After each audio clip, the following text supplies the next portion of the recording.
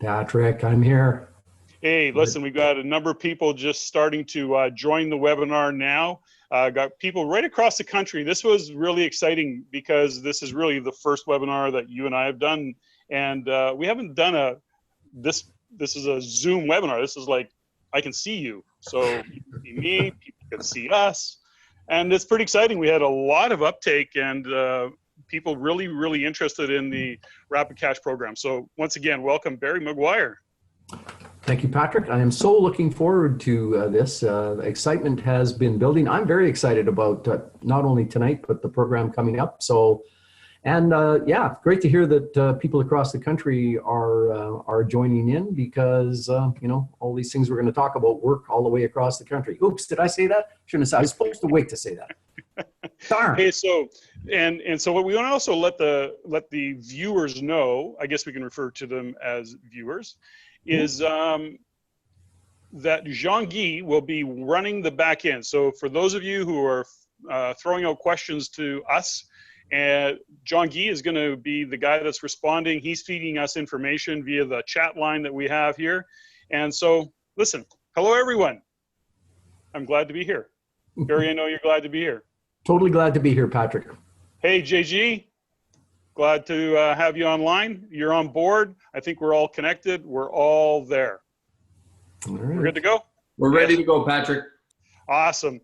So, Barry, Rapid Cash. So here's how I think that I'd like the webinar to go tonight, because we did commit to people getting a lot of value out of this. We've had so many inquiries about Rapid Cash. We've just come off 2 acre events, which people really talked about Rapid Cash, considered joining the program, signing up for the program that we're holding in April. And, you know, there's so many questions. They said, let's do this webinar. Now, we're going to get through that. We're going to talk about what Rapid Cash, what the program is, what are the strategies that we're going to learn. At the end of it, at the end of the webinar tonight, I will, in fact, tell you how you can register, how you can join, what the cool pricing packages that we put together for you. But I want to get down to work and talk about Rapid Cash and what's it all about. You good with that? Let's go. Let's go, man. I want to start first off and foremost, why did you call it the Rapid Cash program? Now, I mean, it's a funky name, but I mean, it had to come from somewhere when you guys were designing and coming up with it, Barry. Well, you know, it is a funky name, but Patrick, the name Rapid Cash comes from the strategies that we teach. So if we step back a pace, I mean, what do most of us do? How do most of us get started in real estate? Most of us get started with the long-term buy and hold strategy. And long-term buy and hold does not give you rapid cash. You might get a few dollars or maybe reasonable dollars each month in positive cash flow. But in terms of getting a big chunk of cash, you know, in 2 months or 3 months or in a shorter period of time, buy and hold doesn't do that. So all of the strategies we're going to talk about are strategies that get you money quick. So rapid cash. Rapid cash makes total sense. Now, I want to dig into a little bit about the buy and hold. Now, as you know, I do a lot of coaching. You do a lot of coaching. We, of course, have been on the stage teaching thousands of people across the country how to invest in real estate. Now, primarily the foundational part is buy and hold. But what we have to differentiate for many people, and I actually am coaching this often, is buy and hold is a income producing strategy in the future. And what you're talking about in terms of Rapid Cash and some of the strategies that you teach at Rapid Cash at the program is really cash today, cash as income today, not future income. Would that be a fair statement? And do you see that you come across as well, Barry? Well, yes, I see that. I see that all the time. People talk about investing in real estate, and they employ the buy and hold strategy. And you say, "Why are you doing that?" And they go, "I need money." When do you need it? Well, I need money now. So how's that working for you? Now, don't get me wrong. I mean, I love buy and hold, but it doesn't typically give you big chunks of money now. So I see that all the time. Folks kind of mix up a little bit, you know, what the particular strategy is going to give them. So that's how we came up with Rapid Cash. Well, I think it's a great idea. And of course, having, you know, talked to many of the participants in the program, we know it works. I think it's a great area of confusion to clear up, you know, in terms of income producing results today versus a strategy called buy and hold, which is income producing income producing in the future strategy. So let's dig in a little bit. Now, tell me about the program. First off, you talk about assignments, you talk about wholesaling, you talk about fix and flip, you talk about rent to own. Is that correct? Am I following the program? So far, yes. Assignments and wholesaling are often, that's the same strategy. Some people call it assignments, some people call it wholesaling. Okay. The other one that, other two that are, actually three that are in there, were, did you say agreements for sale? I did. You say I that? thought I did. Fix and flip. Yep, We talk about options a little bit, just options on their own.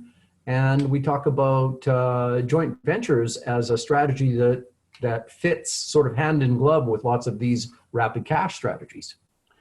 Well, okay, first let me talk a little bit about my portfolio, and then I want to ask you a couple of things that we could maybe explain to the listeners on this particular webinar what some of these strategies are. So we know the traditional buy and hold, and I own a number of buy and hold properties, and I've done that. I've done that through joint venture agreements. I've raised capital that way. So my portfolio is a mix of what I was able to get from mortgages myself until I could no longer get a mortgage, as many run into that problem. And then I started having to look at a different strategy. Now, an agreement for sale is an interesting one because you don't have to qualify for a mortgage. And I know for myself, when I've had a couple of buy and hold properties that were in my name, and for all the reasons that I needed to do it and wanted to do it on an accounting side of things as well as a risk mitigation, I actually sold those properties to one of my corporations. And I did that by a buy and hold, or by an agreement for sale, so that my corporations didn't have to qualify for a mortgage. So it allowed me to take those out of my personal name, put them into a corporation, and the corporation didn't have to apply for a mortgage. So that was an agreement for sale that I did, and that worked really, really great. And then I'm using an agreement for sale right now as I'm exiting some of my portfolio, because it is primarily investment portfolio. I want to use my agreements for sale as a selling feature and as a way to appeal to investors, because of course with the new lending rules it's tougher to get a mortgage. So I'm going to say, well, gosh, come buy my portfolio, agreement for sale, it applies. So having said all of that, I did that. It works for me. I want you to explain the way only Barry McGuire, 40 years as a lawyer teaching this stuff, can explain. What is an agreement for sale? Well, Patrick, good for you for introducing how you use it in your portfolio. An agreement for sale is a seller financing strategy. Seller financing strategy. It's a circumstance where your seller agrees to be your bank. And why don't we use your example? And the example you're using for exiting some of your property. So yeah, mortgaging is a lot tougher to get. I mean, we've had 6 major tightenings of mortgage rules since 2008, with the last ones December or January 1st of 2018. It's tougher and tougher and tougher, even for the most qualified people, to get mortgages, and it's just been getting worse. So, in your circumstance, if you have some properties you would like to sell, and you put it out there through your network that they are for sale, the uptake of people who can actually get a mortgage to buy from you is smaller. That pool of buyers is a lot smaller. So essentially what Patrick is doing, folks, is he's saying to potential buyers, I'm going to be your bank. If you'd like to buy my condo townhouse for $300,000 and you have $30,000 to give me, I will be your bank for the other $270,000. Title is going to stay in my name, and that's one of the amazing features of an agreement for sale. Title stays in Patrick's name. He's not, and sellers always feel good about that. So title stays in Patrick's name. The buyer is now going to make Patrick a payment based on the loan of $270,000. If Patrick still has a mortgage on any of those properties, let's say he's got a mortgage of $150,000, Patrick gets his payment based on $270,000. And then he takes enough of that to pay his own mortgage payment, and he puts the rest of the money in his pocket. So agreements for sale really is a seller financing strategy. The seller is your bank. Can I dig in a little bit on that? Now, the title remains in my name and the mortgage remains in my name. Then we have an agreement between the seller and the buyer that the buyer will in fact take over those payments? And can you just give us a little bit of background in that?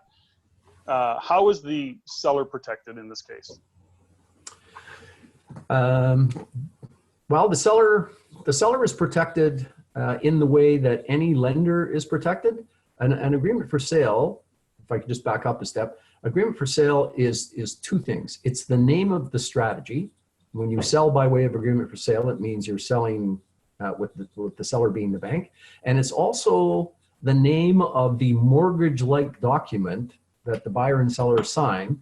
Say if I was buying that property from you, Patrick, and you were being my bank for $270,000, we've got a 15-page document that sets out the terms of the loan between you and me.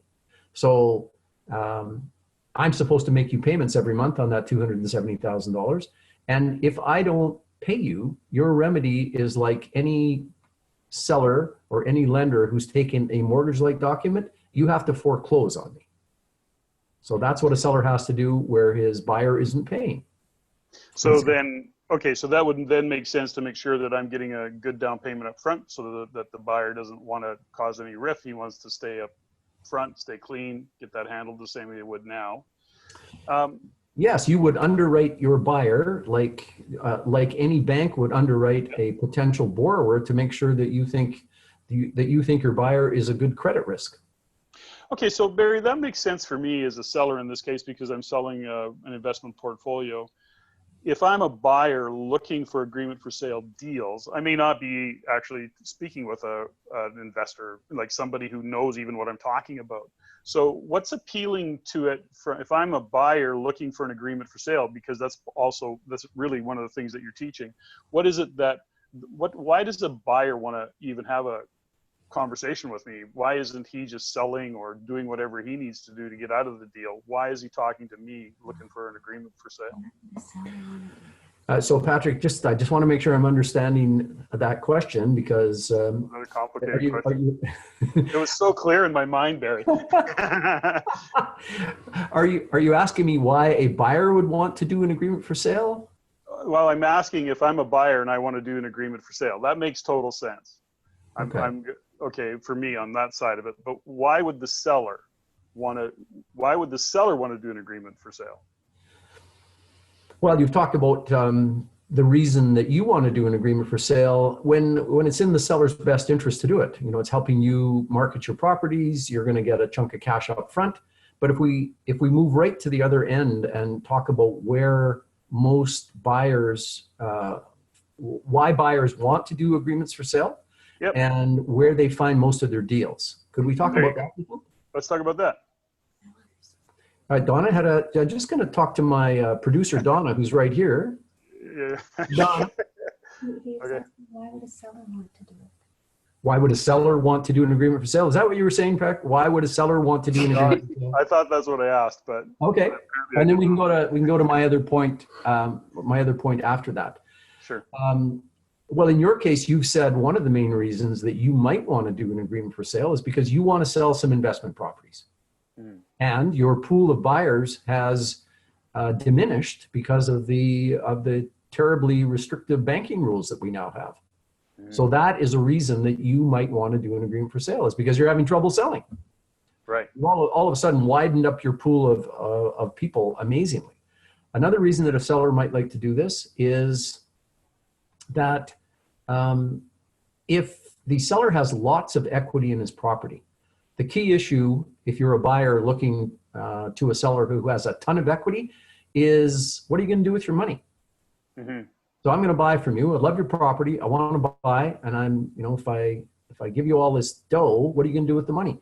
And lots of times sellers go, I don't know. I'm going to put it in a GIC, whereupon the conversation goes to, and how much is that paying for you? Say, if you got a 5-year GIC, I think probably the best you can do right now in one of those is 2.75. It's not a heck of a lot, although rates are going up a little bit. So as a buyer or as a seller, you can go, I'll be your bank. My rate is going to be 4.95, but I think it'll still cash flow for you at 4.95. So now all of a sudden you're a seller. In your case, you've taken a $30,000 down payment. It's a $270,000 agreement for sale on which you're getting 4.95% instead of a much smaller amount. So some sellers like the notion of a title remaining in their name and getting a pretty good chunk of money that they think is pretty well secured. Now, Barry, there's a couple of things, right? Which on the agreement for sale strategy, is there a couple of specific stories that you would share with, or I don't know, a direction on an agreement for sale that some of your students have gone, or a story that you could share about agreement for sale where it was kind of a win-win home run for everybody? We've got a number of those stories, and lots of them are pretty exciting. And now that we're talking about this part of it, Patrick, and not your sales campaign to modify your investment portfolio, most of the agreement for sale opportunities that come across my desk, I'm acting for buyers rather than sellers. There's Right. way more opportunities for buyers, and that's what I see mainly.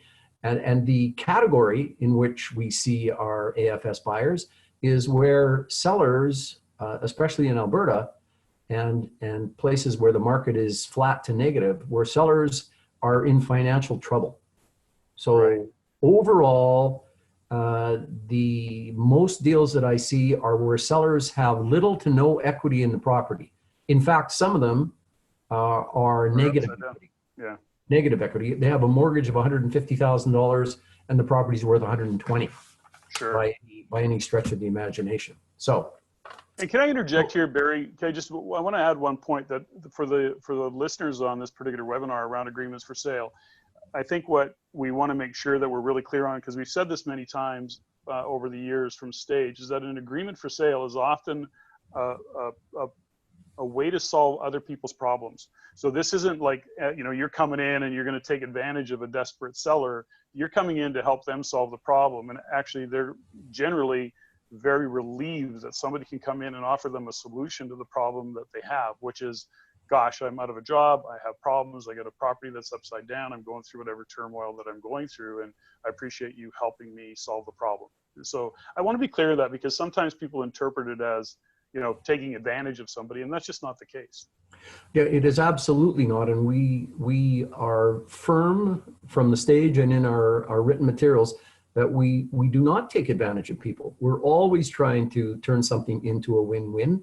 And the folks who employ the strategies the most successfully are the folks who really are looking out for the person across the table from them.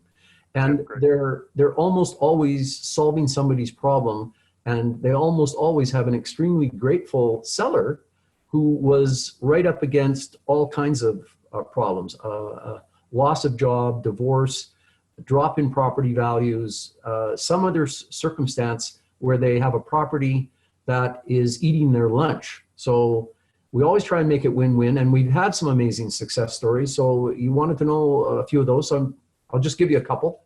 That'd be great. I just finished one where one of my clients bought a property in Red Deer from an older lady, and she had lost her job, and she was now running out of her employment insurance benefits, and she had mortgaged her property and got a small second mortgage to somebody who was charging her 14%. And she just couldn't hang on to the property anymore. And our client lives 3 hours away from the seller, and he drove a few times to talk to her and did something that was really important. He established rapport and mutual trust. And so when we were going to write up this deal, the seller's lawyer cautioned her against any of the stuff that we were talking about. Don't do the agreement for sale. Don't give a power of attorney. Don't give more than a 1-year term. Don't do this and don't do that. And the seller said, I have to sell my property, and this is the only person who can help me. I only have $4,000 worth of equity in this property. I can't sell it with the realtor because there's no commission. I can't put it out on the open market because offers will come in that'll it'll chew up my $4,000. This is the only person who's helping me. So she fired her lawyer, and my client closed, and he got a property that had probably about $30,000 instant equity in it, and his cash in was $4,000. There you go. He helped by paying her first month rent before we closed, just because it was flowing in that direction. That should be what happened. And the seller is unbelievably happy, and she's totally cooperative post-closing. So I thought that was a great story. It is a great story. And those stories, as you know, as you and I both know, there's many of them, time after time. That whole strategy, especially in a market like Alberta where things have been challenged, keeps showing up. Now, did you want to share one more? Because I know Jean-Guy's got some questions that he wanted to fire out to us by the looks of it. So I have one more. This came up in Calgary. One of our RAIN members and my client answered a Kijiji ad for somebody who was looking to sell their home. And it looked like the price that the seller wanted was a pretty good price for the area. So client went over to visit the seller, and this was about a year ago, and I'm just from memory thinking that the price that the seller wanted was $260,000, and my client thought with a little fix-up the place would be worth, wait for it, $390,000. Wow. And she's selling for $260,000. So my client called me and said, Barry, what am I going to do? So I said, you go back and talk to that lady, and you tell her that she should seriously consider listing the property and getting way more money for it than you'd be willing to pay, or that she was asking. Right. What did the seller say? I hate realtors. I have a realtor next door. They're scum of the earth. I wouldn't deal with a realtor if it was the last person on earth. So my client calls me back and says, well, that's what she said. I said, okay, well, that's still a lot of money, and so you should suggest something else to her. Tell her that you could get her a property manager, or you could get a joint venture, and she could keep some of that equity. And back my client goes, puts it to the seller, and the seller goes, that sounds like way too much trouble. I just want to move out to Okotoks. I want to take out my 3 dogs out there and have the neighbors quit carping at me about my dogs and all the noise. And I work funny shifts, and I just want peace and quiet out in the country. And if I get $260,000, that's what I can do. My client calls me back, and I went, okay, you tried your best. And so she bought the property, put about $10,000 into it, and had it appraised at $392,000 6 months later. Wow. So, I mean, that's just like solving problems. I think we want to point out there in real estate investing, and gosh, Barry, you've done this far more than I have over your time as a lawyer, particularly. You can never really know why a seller sells, for the reasons they sell and what's behind it and what their motivation is, and how important the dollars and cents of it to them or is not to them. In this case, too much trouble, and walk away from that kind of equity. Yeah. Makes no sense to us as investors, but that happens. Well, our logical investor minds tell us that, especially the last deal that we just talked about, that could not possibly exist. How could you possibly, get $120,000 or $30,000 or $50,000 worth of equity in a property? I mean, that just doesn't happen. That's nuts. So yeah, I mean, what we've learned, and it comes up so often that it's more almost the rule rather than the exception, is you cannot predict why a seller is selling. You can't predict their motivation, and you just go with it and make sure that you're making it win-win. You're helping them solve problems, that you're not taking advantage, and opportunity that you'll never ever think of presents itself fairly often. I say this often, and that is that in the world of RAIN, having a national organization, investors, really smart people around me, is that, until you start to realize it's possible, the opportunities can't show up. And as soon as you realize what's possible, then you start to see opportunities everywhere. And, to think that your student, actually found a deal with 100 or 150,000 equity in it, guess what? It's possible. So you just need to know that opportunity is there when you look for it. And Patrick, I do want to say, I'm a lawyer here and I'm a conservative, cautious kind of guy. I don't mean to say that there are those kinds of deals on every street corner. That's that deal is an exception, but they are out there. There are far more deals that are kind of reasonable deals where you get a property for very little money down and pick up 20 or 30 or $40,000 worth of equity. Those are really, really common. The one I just talked about is not so common, but what the heck? It happened. They happen. They do.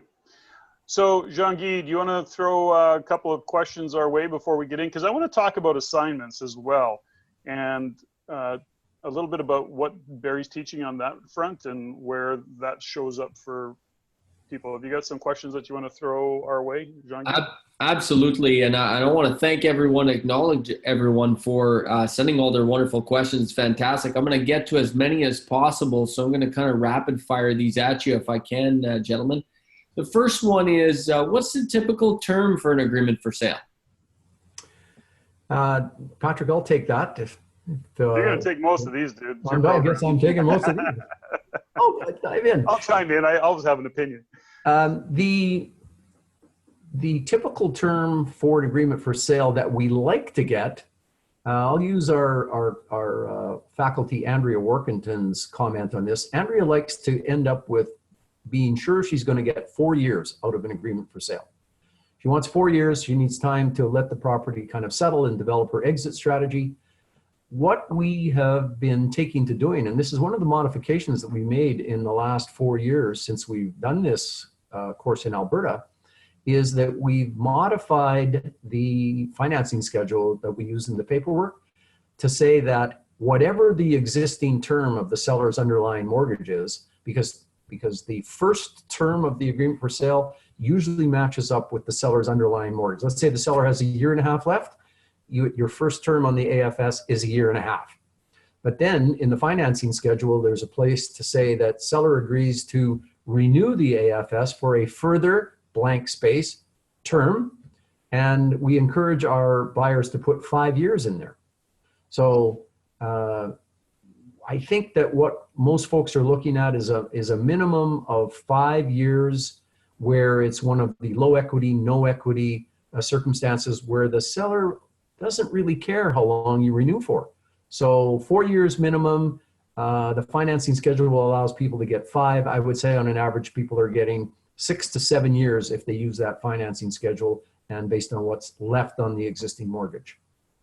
And Barry, just to kind of reiterate what you said there, an agreement for sale that a partner and I have, we were at 5 years and we extended it another 5 years.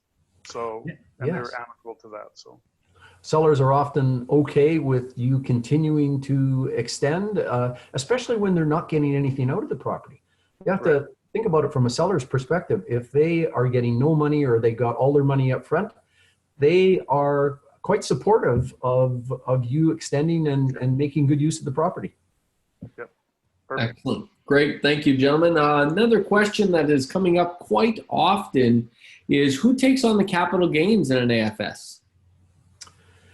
The buyer takes on the capital gain. Most sellers are selling personal residences, and most sellers in the low equity, no equity circumstance don't have any gain at all because it is a personal residence, not taxed. So it would be the buyer who would take on any capital gain obligation that would show up over the course of their ownership of an AFS deal. Because at the beginning, there is no capital gain because, or very little, because there isn't much equity in the property. Maybe 20 or 30 or 40 that you pick up because the seller is just leaving that behind. But the capital gain would then show up 5 years later when the property is now worth $100,000 more than what you paid for it. That's when it comes up, and of course not until the buyer actually sells the property. Excellent, excellent. Another question is, what is the risk of not being able to raise the mortgage at the end of the AFS contract? I guess my answer to that is, what is the risk of a buyer going out to put an offer on a house and applying for a mortgage? It's the same sort of risk. that's personal to any buyer as they're looking to exit the AFS somewhere along at the end of the term. They have to, go to their bank or use their mortgage broker and apply for financing. And the risk of whether they get it or whether they don't is completely dependent on their personal circumstances at the time they would apply for that mortgage. The only thing I want to expand on that, Barry, is that, this becomes as a sophisticated investor move, is that you need to be planning that stuff in advance, well in advance. And in this case, look out a couple of years ahead and just say, okay, this is going to happen. What are we doing in 2 years? Are we prepared to get this refinanced? Are we going to be sitting down with our seller and how are we going to exit this problem, or if it's a problem, or exit this property? Patrick, that's a really good comment, because, and I'll just add on to that to say, you should be talking to your mortgage broker about it and saying, okay, in 6 months, I'm going to have to exit this AFS. And so I'm going to have to get a mortgage. And now, Mr. Broker, you understand AFS is one of those ones where I actually don't have title in my name right now. So I want you to consider what your lenders are going to say in 6 months when I'm applying for a mortgage for a property that is not in my name. How's that going to work? Better get some conversation on that. And how does that work, just to go a little further than that, Barry, because someone asked, what if they're using a line of credit to complete the AFS? How does that play in? Because obviously, like you said, they're not on title.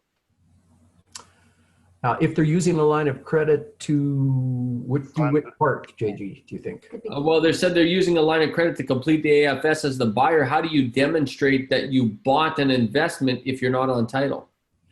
That is a matter of educating your lenders. So I think you have to be able to show your lender a good paperwork trail that would include your original offer to purchase, your agreement for sale document, your amortization schedule that would show how you've been paying down the debt in the years that you've owned it, probably a copy of your line of credit check that you used, and all of that would be part of the package that you put to the lender to say, here it is. This is me. This is how much money I've put in. This is how much equity I've got. And I need a mortgage. I want to just expand on that a little bit too, Barry, is that, we talk about this all the time, and I know you do in your program, which is building the team. When we look at what the Rain Finance Center brings to the table and the brokers that, I'll use Vine Group as an example, as the team driving the Rain Finance Center, having that relationship is absolutely essential to building out this kind of a business. Having those relationships with the mortgage broker that understands, can actually pitch the deal to the bank for you, is generally how it's going to work the best. Would that be a fair statement? Team is ultra important, Patrick. And your mortgage broker, your lender is ultra important. Donna just pointed out to me one thing that I want to say in the notion of applying for a takeout mortgage down the line.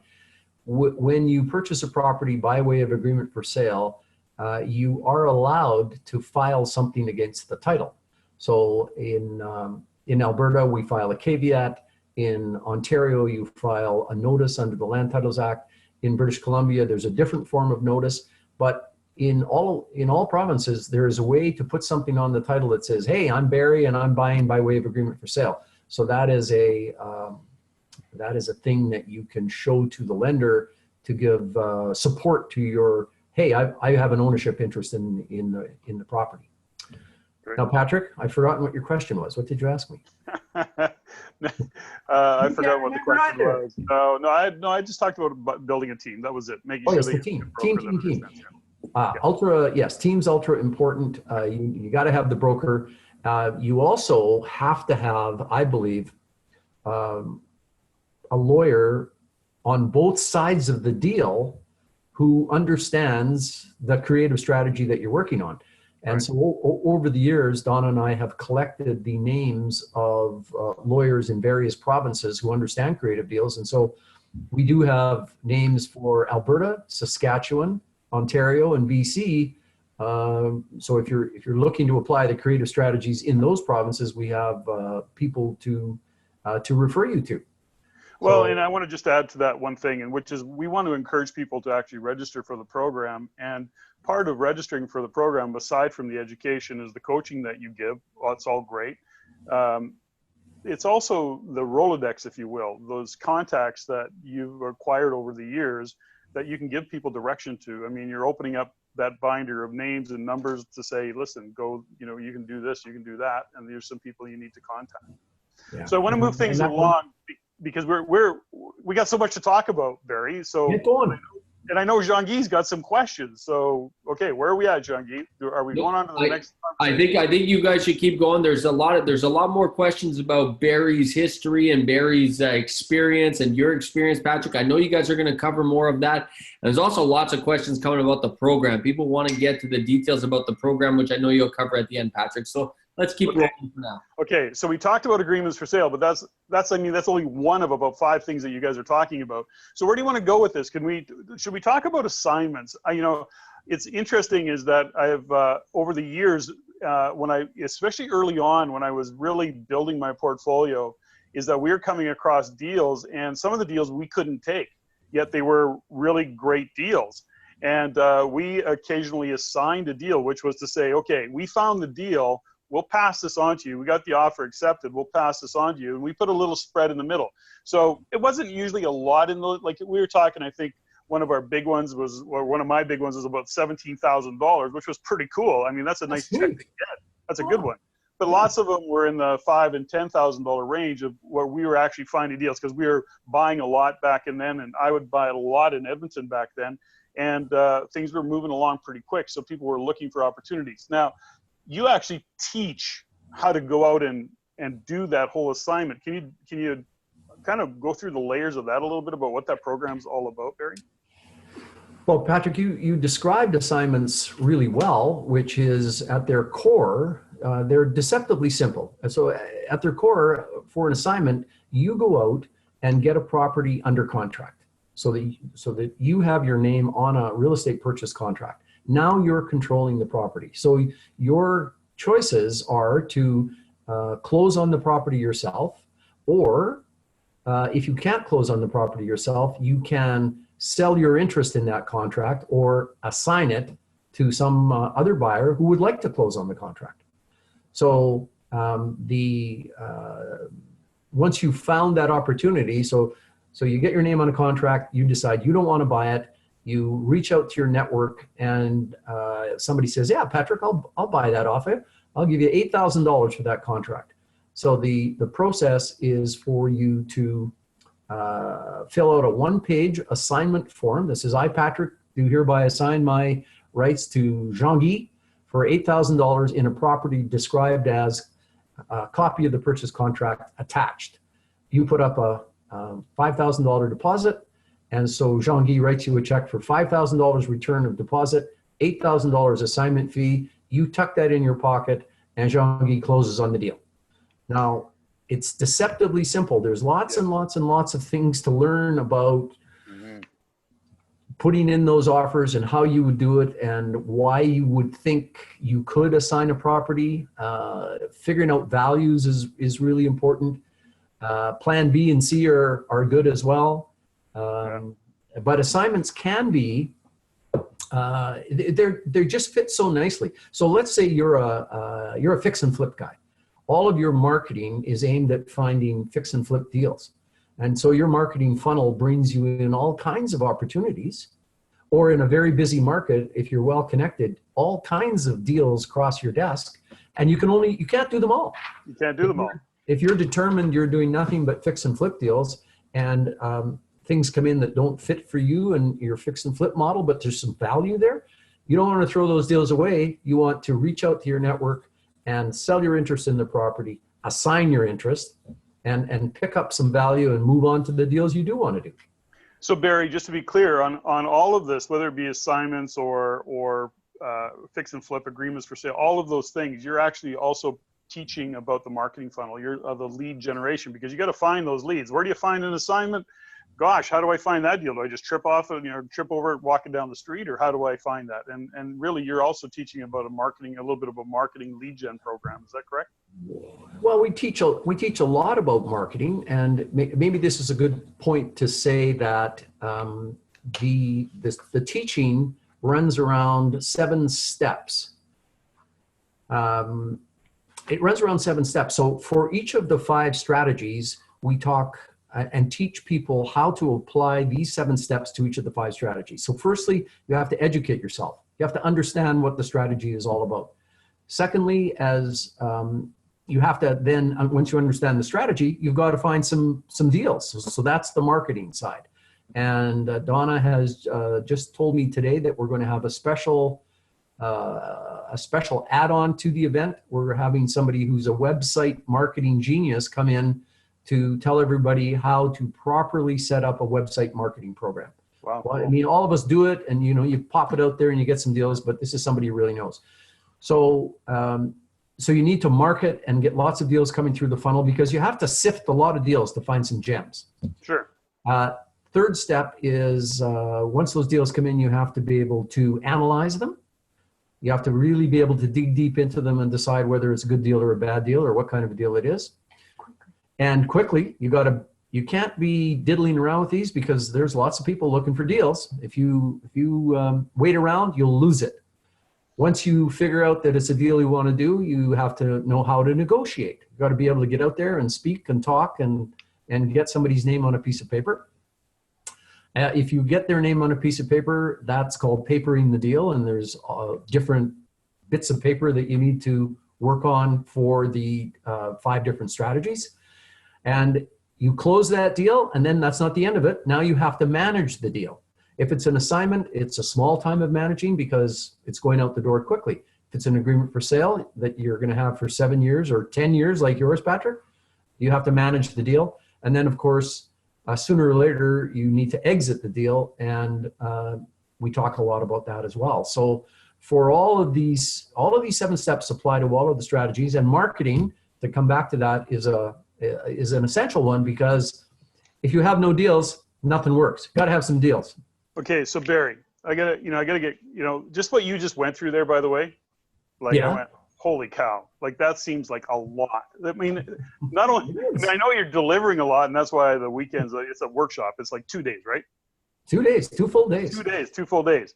But the question for you is that, how much savvy do I have to be? How sophisticated do I have to be? Because that almost sounded like a full-time description. It all, like, can I do this? I know that you have many full-time students that, like, I shouldn't say that, students who do this full-time. In other words, real estate investing is their business, and that's what they do to make a living. But you also have a number of part-time people, so that they're doing it as a extra income, because that's what it is, rapid cash. But if I'm just starting out, can I really grasp these concepts, or am I going to just get wiped out after the first 4 hours of the program? Oh, you'll be wiped out for sure, but you'll be loving it. But I can know I can pull it off. Okay. Loving it.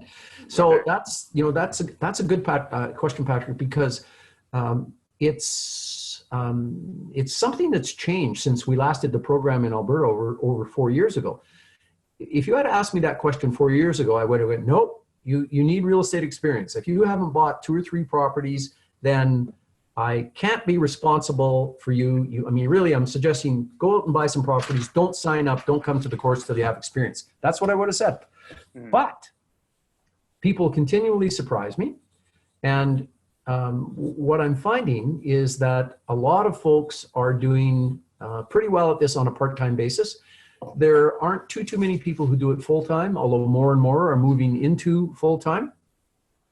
But the example that I want to give, and it's really the one that I guess helped change my mind on a number of different levels, is one of our BC students was stuck in her job that didn't pay her very much money. It was a job helping those less fortunate. She loved that job, and she's very good at it. She's also a mom with 4 kids, and her husband worked and provided the income, and she was trapped in her need to help people and frustrated with her inability to do more than what she was doing. And she was doing good work. And she saw a sign on a bus for some other real estate program, but then she ran into an advertisement for the Real Estate Investment Network. Do you know about them? Yeah. I've heard them somewhere. Yeah. RAIN, that's it, the RAIN group. Anyway, she ran into RAIN and joined RAIN just as we were doing a focus workshop out in Vancouver.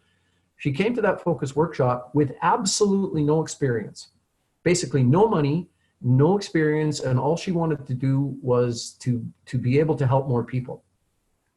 And 2.5 years later, only 2.5 years later, she does fix and flip, by the way, is her particular strategy. She has done 22 fix and flips. She has retained 6 of those fix and flips, into which she has placed graduates of her less fortunate programs, where folks have been clean and sober for a period of time and demonstrated that they can handle having their own place. And she said that it's the biggest thing in her life to see somebody show up at a brand new condo townhouse or a building that she's renovated from top to bottom, and she gives them keys and says, well, this is yours. Probably a group of people living together. It's outstanding, and she did it without one shred of experience. So if people are prepared to come and put in some time and go through the 7 steps, I believe that anybody could take advantage of this program with little or no experience. Yeah, she was an award-winning RAIN member. She took it on, she owned it, and has really accelerated. So very proud of her. It's such a good story. Such a good story. Great story. And many of your students have really taken it on. So once again, I want to go through one more. You're talking fix and flip. I mean, gosh, how much can you really talk about fix and flip in 2 days? I mean, isn't that like 2 days on its own, or what is the fix and flip part of it about, Barry? It's 2 days. I mean, it's probably 2 weeks. 2 weeks. It's lots and lots and lots to learn about fix and flip. So what we've determined that we can do is we have a whole bunch of material in our binders that we hand out. But the way that we're going to deal with fix and flip, which is a favorite strategy of a lot of people, the way we're doing it is to go through the 7 steps that we chatted about, education through exit. And so we apply all of those educational steps to the fix and flip strategy to make sure people really they really understand it. And then we are going to do a couple of things. We're going to have a panel of fix and flip experts who are going to talk about the success factors and the failure factors in their own fix and flip businesses. And we are gathering in the top tips and the most useful information that we can from our network to say to people, these are the top 20 things that you need to know.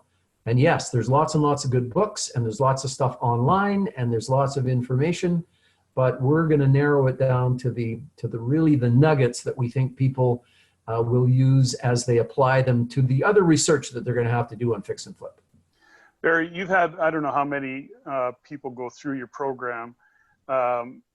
You've got so much to cover. You're going to cover a lot over those 2 days. You've got home study programs. We're going to talk about those. You got coaching, 6 months of coaching after the program. I mean, knowing you for as many years as I know, I mean, there just isn't anybody, I mean, you and Donna, you just deliver on everything that you say you're going to do. I mean, there's just not more integrity anywhere that I know of. And so that's one of the reasons I consider you such a good friend. But I want to ask you this question. You've got a number of graduates through the program, and is there a direction most go, or is it pretty evenly split, or have they got so many tools in their toolbox now that they're always looking for opportunities, and then they go there, say, oh, this will be a fix and flip, and oh, look at this one showed up, I'll assign this deal. Do you find that they bounce around, or do they get really focused on a specific strategy? Most people kind of pick 1 or 2 and work on that. But the thing that I really noticed, Patrick, and I think this is important, and it kind of fits with our observation that you can't predict the seller's motivation. So you shouldn't rule people out because you don't think they'd be interested. Right. What we find, and I am continually blown away by the creative nature of our students and our grads, is they take the strategy and they apply it in ways that I didn't think of. Right. They keep finding new ways to take these strategies and make them work. So that's what I observe more than people, kind of picking one or the other. It's that they take them and they learn them and they figure out new ways to apply them and turn it into win-win. So I really like it when I see that. You know, I think I want to, you know, one thing I want to emphasize is that having done versions of this program over the years, you know, the toolbox that I have is pretty big now in terms of the strategies that I can rely on to use. And sometimes it's different, it's small versions of one thing and complete versions of the other. The point is this, is that the program itself gives you so many tools and opens up your eyes to what's possible that it really expands the horizon. When if you're a buy and hold buyer, that's great. If you're a buy and hold investor, that's awesome. But even as a buy and hold investor, all of a sudden opportunities show up, and opportunities to expand that portfolio show up that would have never been there before if you didn't understand agreement for sale, if you don't understand assignment, if you don't understand fix and flip. Gosh, when you just spend 2 days in there, you immerse yourself in that kind of education, you just are so more equipped to support others, but also to open up the doors to different deals. And that's what I don't know. I just felt I needed to say that because that's what I've learned over the years. Well, you know, Patrick, we should sum that up in one phrase. Let me think. I've got it.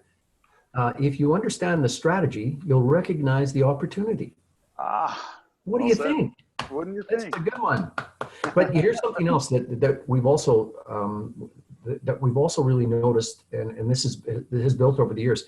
The comments we get from graduates is that going into the program, they were confused and probably fearful about what other strategies were available. Can I ever learn them? Can I apply them properly? Is this a useful is this a useful way to spend my time and my money? So they go in with fear and confusion, and the comment we get coming out is people, they graduate with a sense of calmness and clarity about what they can do with the strategies. And that, when I get to the end of one of these programs and that's what people tell me, I'm going, okay, we banished fear and confusion and we replaced it with clarity and confidence. Frustration is gone and confidence remains. As you've heard, we talk about the 8 great weights, reasons investors get stuck. You know, no time, no money, fear, wrong economy, can't get financing. I mean, there's 5 right off the top of my head that come to mind. And, you know, it could be the wrong partner. There's a number of what we call the 8 great weights. And I mean, just what you said right there, if you're stuck, if you can't get financing, or if you've got fear, or if you just don't know what to do next, or if you are feeling like, how can I get more buy and hold? Well, guess what? There's a whole bunch of other strategies there. And what you just actually said to me opened up the doors to lots of possibilities for people to get unstuck.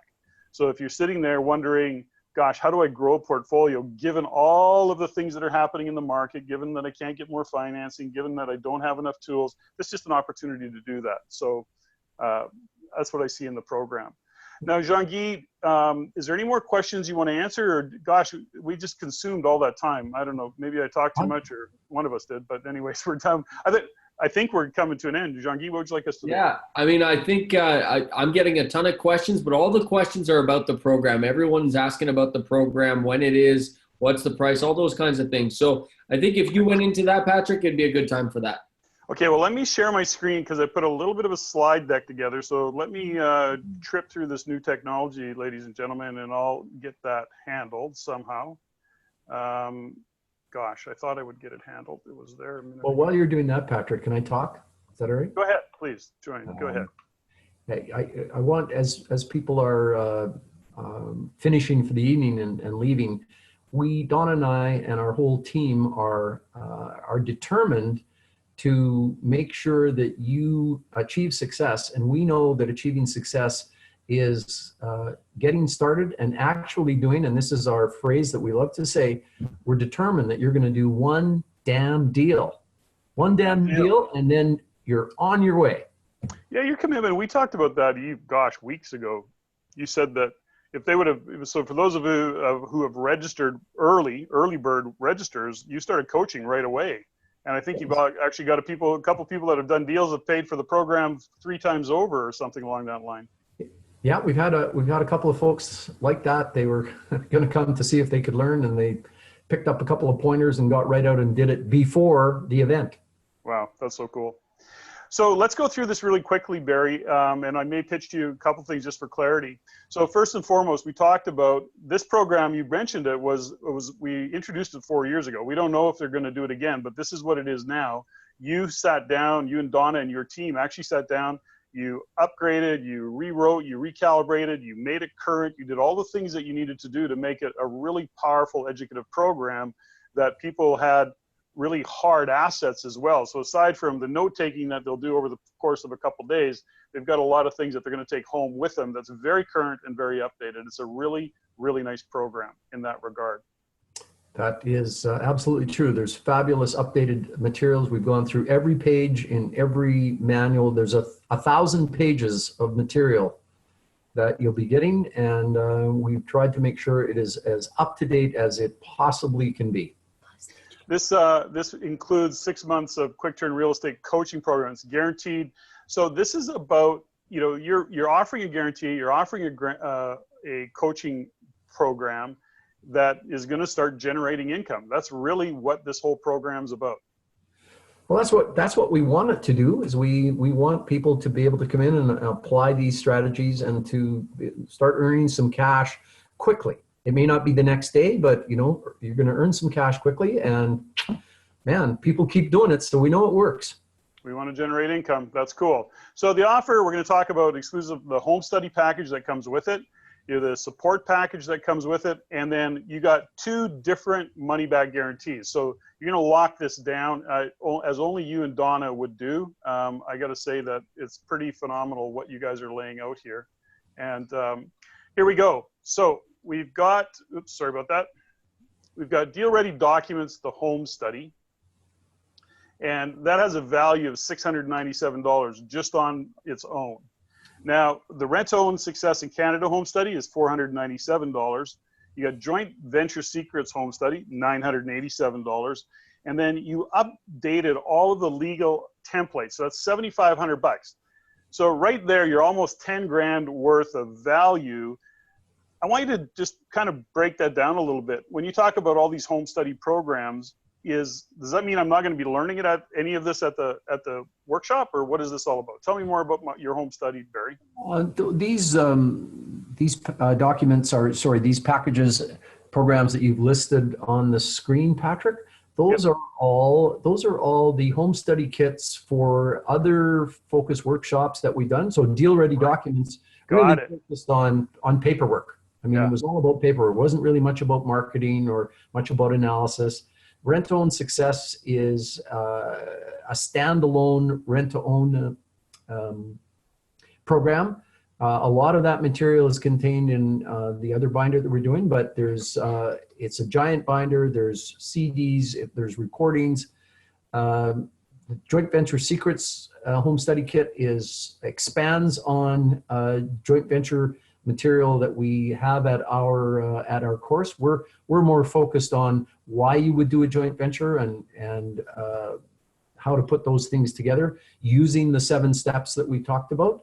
The Joint Venture Secrets Home Study goes into a whole bunch of the marketing and templates and gives you a lot of background on how to put together joint ventures. You know, I look at these legal templates. I look at all of these, but you know, these templates down here, and you know, I remember years ago when I was a RAIN member that I looked at what was in the back end of, you know, what we now have is called the member back office, and seeing all of the templates of things that we have in the member back office, it reminds me of this, which is you can't put a price on what these templates and these documents really are. I mean, yeah, $15 at, you know, or 15 at $500 an hour, you know, that's what it translates to. But if you were actually going to get these templates done, you'd also be spending a lot of time even trying to figure out what the design of them is. That's been a big factor for students, Patrick, to the extent that most of our students now lead on the documentation side of things. They say to sellers or people on the other side, you know what, we've got the paperwork that covers this. And instead of having to pay your lawyer a whole whack of money to do it, or get the seller to pay their lawyer a whole whack of money, Yeah.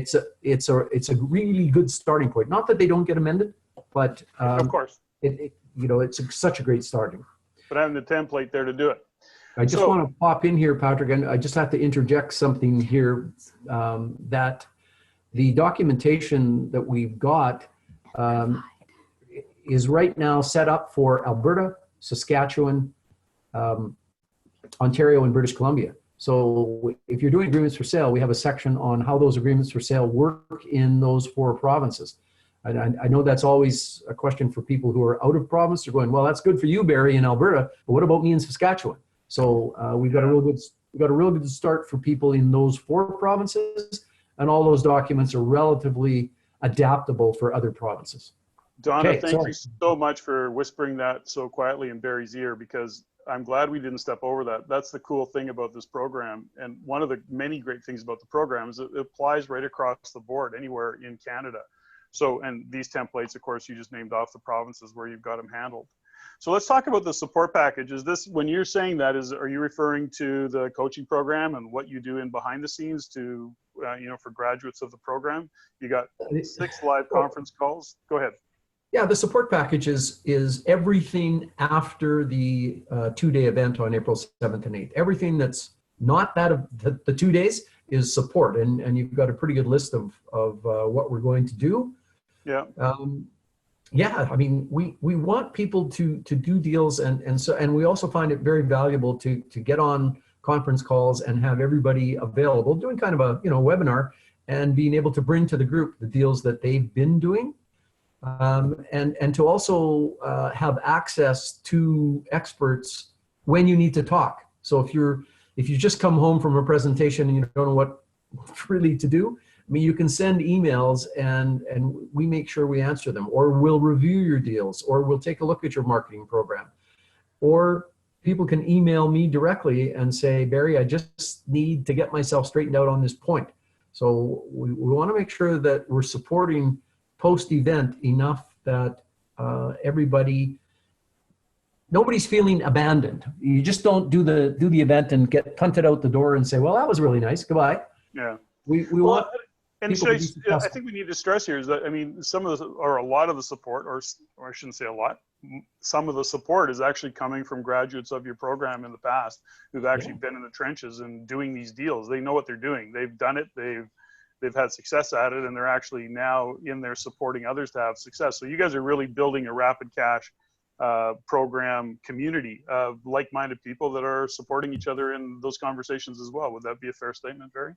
Yes, it would be a fair statement, and people are doing doing what RAIN has always taught us, which is to support each other. So we're carrying on with that great tradition and trying to make sure that happens as much as we possibly can.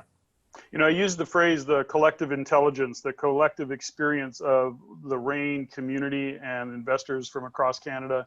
Man, you just can't beat that, because there's no way for us to know it all or to have done it all. And yet, give me 5 minutes and I'll find somebody who's done it and has got it figured out. So this is one of those cases. So that's great. So the total of all of that you just listed there, we did the math on, is about $13,500. I round up, by the way. Yeah. And that's a pretty smoking hot deal. And I see the real value in it. And what's great about it is that you're not asking anywhere near that. You're saving, people are getting huge value for this. So I know that's what your commitment has always been. So if you're a non-RAIN member, if you're listening to this and you're not part of the RAIN community, the cost to you is only $3,495. RAIN members, and I know there's many RAIN members on this particular webinar, we dropped the price for you to $2,995. And if you're a guest, it's $1,995. Now, on this particular slide, just for clarity, so if you're the guest of a non-RAIN member or the guest of a RAIN member, is it $1,995? The answer to that is yes. The answer to that is yes. So guests come at $1,995, and that's awesome. So you can register for the program, ladies and gentlemen. Your cost is anywhere from $19.95 if you're the guest of somebody else, and $34.95 for non-RAIN members, $29.95 for RAIN members. And it's about $13,500 worth of bonus. I mean, that's just terrific. There's huge value there. It's a proven program. And here's the guarantees that we want to talk about really quickly. You can attend the first full day of the event. If it's not everything you wanted, you get a full 100% program refund.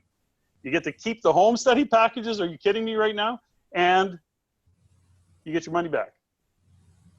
Wow. So you get to test drive it for a full day. Did you know about this one, Barry, or is this a Donna thing? No, Patrick, I did know about that. Oh, you did? Okay. But it's not something that's come up for me very much because, I mean, I'm telling you, nobody has asked for a refund who's attended the program. It's pretty easy for you to give this guarantee because you just know how much value and how effective I am it is. so comfortable giving the guarantee because it's just proven to be of such great value that nobody asks for the money back. I got to go back here. I got to be honest with you. This, given the program, what I know the program, how much money can be made when you just take one of these strategies, let alone like 4 or 5 that you're going to be talking about. I mean, I got to be honest with you. That's almost free. But anyways, that's just me. Well, I mean, what we try and get people to think about is if you're going to come and take the program and put it into effect, you're going to do deals. And you're going to make your money back in your first deal in a heartbeat. In a heartbeat. And if you were the guy who assigned a property with full disclosure and made $65,000 on his assignment, I guess you did a little better than that. Yeah, So, yeah, a little better. But there's another guarantee. Okay. So you can complete the full 6-month program, finish all hands-on exercise you'll be provided, fully participate in the support and accountability program, custom designed for you. At the end of the 6 months, if you can show us you've done everything possible to make this work and it still does not work for you, we're going to provide 100% program refund. This is that old case of if you go to work, if you make the commitment to do the work, it's going to work. Anything will work if you work it, and you're guaranteeing that if you do the work, it's going to work. That's true. It's like everything else. You got to put in some effort to get a result. And this program is no different, but we give folks all the tools and all the support that if they will put in the effort, they will achieve success and they will do one damn deal. One damn deal. And you can make some good cash on that one damn deal. Certainly far more than what you were paying for the program. I've learned over the years, this many years as being part of the RAIN community, you first and foremost, you have to invest in yourself. Always investing in education. I still to this day am buying programs and investing in myself and investing in my own education. And secondly, you got to take action. And what I know myself is that the more I'm surrounded by people who are taking action, who are supporting me, creating the enthusiasm, the momentum, the motivation, the connection to getting stuff done, the more likely I am to do it. And that's really one of the powerful things about this program. Is in a lot of ways, just like being part of the RAIN community, we often hear from members who come into a meeting for the month and go, oh, it's so good to be back in the room once a month because I get beat up when I'm out in the real world and I come in here and then I go out and I get a deal done. It's always encouraging. So if they want to register, all they have to do is reserve their spot. tinyurl.com/RCP 2018. You don't even have to give a credit card. All you have to do is reserve the spot. Dominique or somebody will follow up with you on a call tomorrow and talk you through the registration process. Barry, I think we've covered it all. Not even close. No, Patrick, we haven't covered even close. No, I heard Donna whispering in your ear. I love that. Thank you, Donna. Yeah. Go ahead. What did we miss? My producer knows that there's a lot to discuss, but we've hit lots of the high spots. We talked about some of our own particular stories, and more than that, these success stories that we see all the time. So I'm pretty darn enthusiastic about April 7th and 8th coming up. Donna and I are madly preparing, and we're gonna put on a fantastic show. And did I say people get breakfast and lunch? That's important. A really solid breakfast and lunch. Yeah, nice. That's good. Feed them too. That's always good. Yeah. Jean-Guy, is there anything in behind the scenes that we're stepping over that we need to cover, my friend? People are asking, they wanted clarity on the dates, which we just provided, which is fantastic. We're getting a lot of excitement. One question is suggestions on accommodations. I'm not sure if you want to address that now. That might probably going to go out in an email, but that was a question that came up. The event is being held in the Radisson Hotel in Red Deer, Alberta. So you could certainly get in touch with them and find accommodation there. But Red Deer has a number of chain hotels that are very nice. Yeah. There's probably 6 or 7 good solid hotels in Red Deer. You could try the Radisson or just Google hotels in Red Deer and you'll be there. Perfect. Anything else, Jean-Guy? No, I think that's it. Everyone has thought this has been absolutely wonderful. Getting the two of you on this video webinar has been incredible. Thank you very much, gentlemen. Absolutely excellent job. And I think Donna said it best. You guys haven't even scratched the surface on what's to come. No, we sure haven't. But it was fun. Barry's always great talking to you. And I really love the fact that we did this live webinar tonight. Look forward to doing more. And thanks, pal. Patrick, it's always fun working with you. Jean-Guy, you're the best moderator ever. So that's fantastic. Yeah, thanks for the support, Jean-Guy. And Donna, thanks for those whispers of sweet nothings in Barry's ear, because that's been very beneficial. Lots of fun, guys. All right. Thanks, everybody. Register for Rapid Cash, ladies and gentlemen. It's a great program. Thanks, everybody.